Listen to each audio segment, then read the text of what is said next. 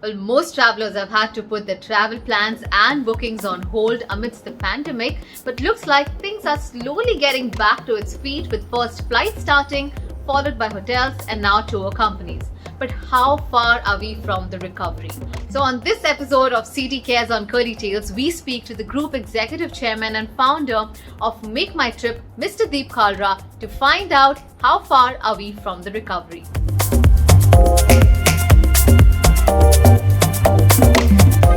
Deep, it's wonderful to have you with us on Curly Tales. Thank you so much for taking out the time. Deep, it's interesting, while most of us are locked up in our homes, you actually made a trip to Switzerland and came back during this period. How was your personal experience of travel? How have things changed? It was eye-opening, Kamya. It was really a game changer because Switzerland seems to have had got it under control.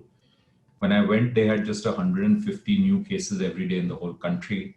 Right. But while I was there, within those couple of weeks, that moved up to about 300, 400 new cases. But they had a very calibrated approach. So when I went, it was wear a mask only in public transport.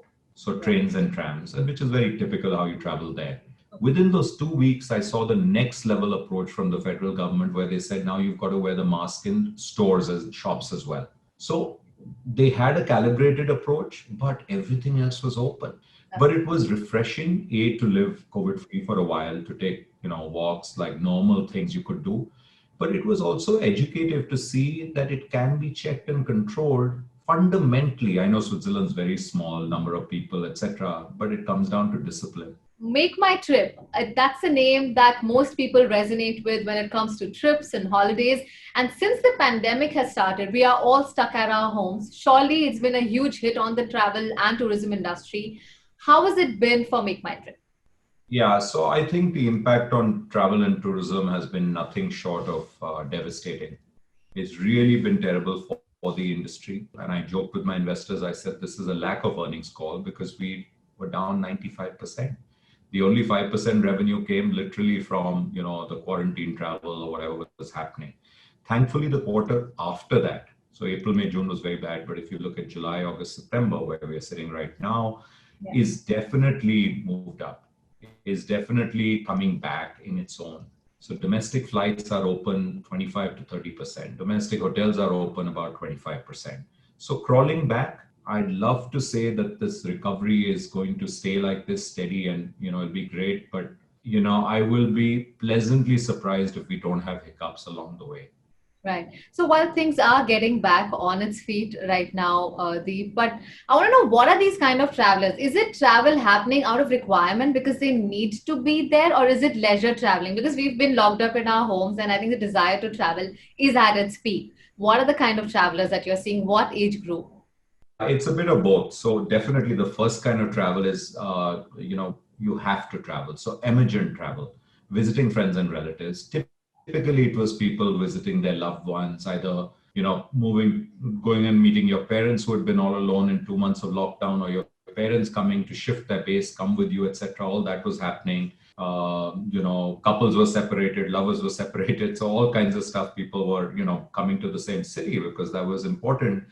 And then the same place. Then it was important business travel. As businesses started to open up, people in many trades, you have to be on the street.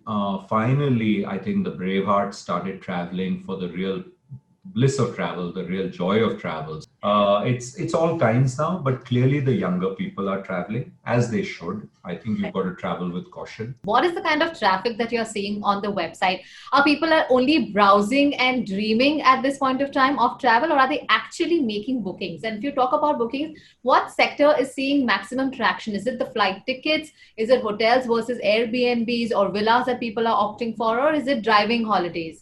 A lot of people are browsing and figuring out where can you travel. Over the last few months, we've seen people's biggest question been in their minds, where can I go? So we actually introduced a new feature, and right up there on the app or the website, whether it's Make My Trip or it's GoIBibo or it's Redbus, you will see where all can you go, and real-time changes in the quarantine rules, real-time changes in state rules. So it's all there. You don't need to go anywhere else. We are the most updated app for that, or as updated as anyone else. Right. What we are finding is people are, of course, booking. Like I mentioned to you, it's about 25% of flights, about 25% of hotels, domestic.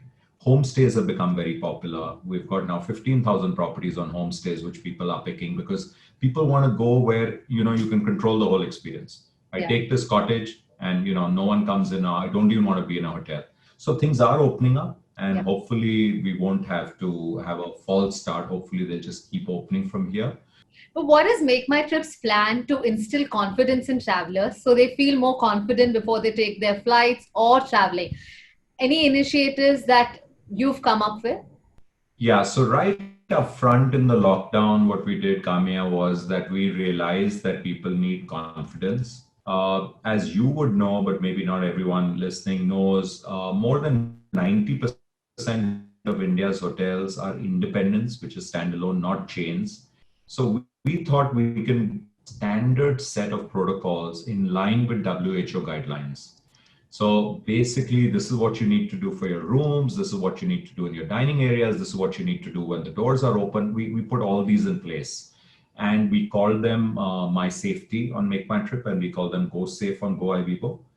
We got Deloitte to come in and audit. So they will actually audit the hotels to make sure they're doing what they're doing.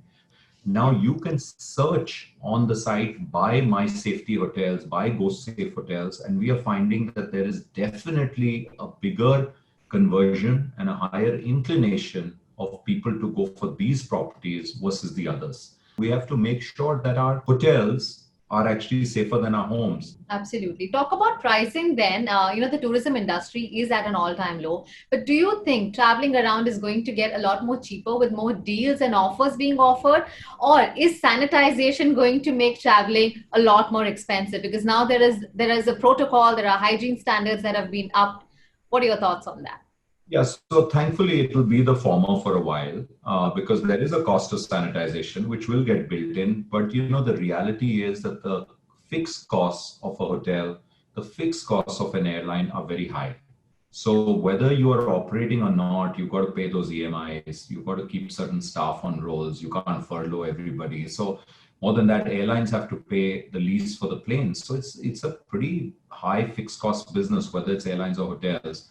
I think anyone in this business will be quite happy to make a little less, but right now to just get confidence back. So there's some great deals out in the market, and the best place you can find those deals is on Make My Trip or Go Ibibo.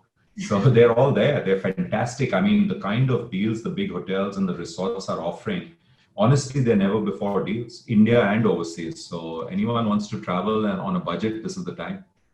Absolutely. There's a lot of confusion around what test you need to do, where you need to go for a test, what are the quarantine rules. There's so much confusion around it, be it domestic travel or international. And people actually don't even want to get into those details because they get intimidated by those. So, Deep, will it be possible for you to break it down for us in a very simple way for domestic and international? How is it for anybody who wants to travel? Absolutely. And it's changing a lot. So I'll give you the current scenario. The current scenario is that almost every part of the country you can travel to freely now. I say almost because only certain hotspots or containment zones are where you can't go in and out of, or there's quarantine. A few places like the Andamans and Ladakh are still not open. Like the Spiti Valley is going to stay closed till October this year at least. Andamans is trying to open in October, and they're hoping, they're putting in place the protocols. They need flight connectivity. But if you want to travel to Goa, it's completely open. There was a time they wanted tests, but they don't have any test requirement right now. I don't think it's a good idea to drop the test, but right now it's totally open. So anyone can fly into Goa. Okay, all right. What about international travel? Any rules, restrictions around that? Interestingly, for international travel, for most countries where we have travel bubble, you still don't need to get tested. So US, you don't have to get tested here. You might have to get tested when you reach. In Germany, I know when you land in Frankfurt, you have to get tested, but you can now carry a certificate if you got tested within the last 96 hours of travel. So before traveling, you got tested, you carry that certificate, you won't get quarantined. So I think very sensible rules, but it's country to country specific that you have to check. Okay.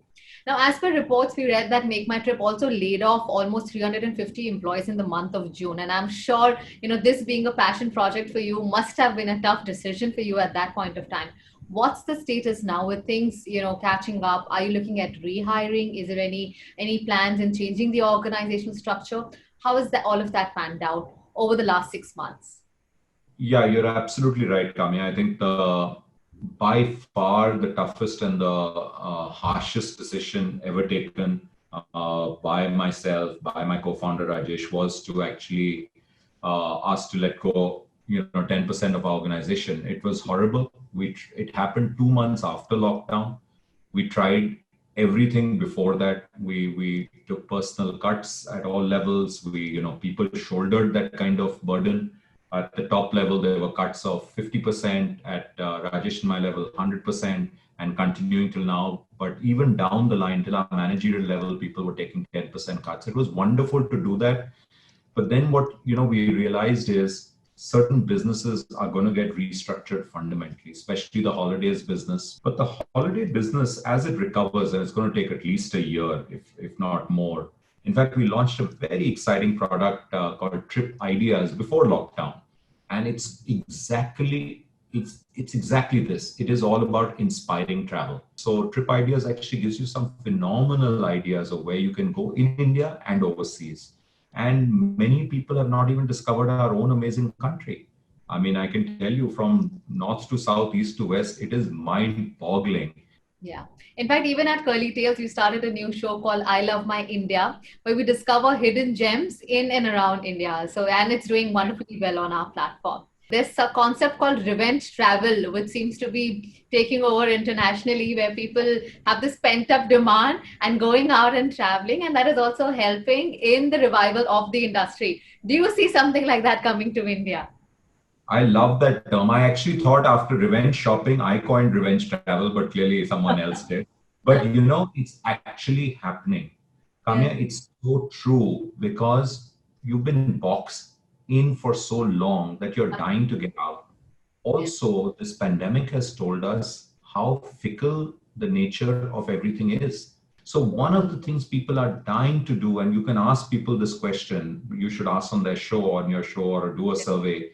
What's the first thing you'll do when there's a safe vaccine, or when the pandemic is over? And I'm telling you, at least half the people will say it's travel. So I have no doubt travel will be back with a bang. And next time we talk on Curly Tales, I'll be sitting on some exotic location, and you'll also be sitting in an exotic location and not cocooned in our homes. Absolutely. And few experiences can never go online. Traveling is definitely one of them. Absolutely.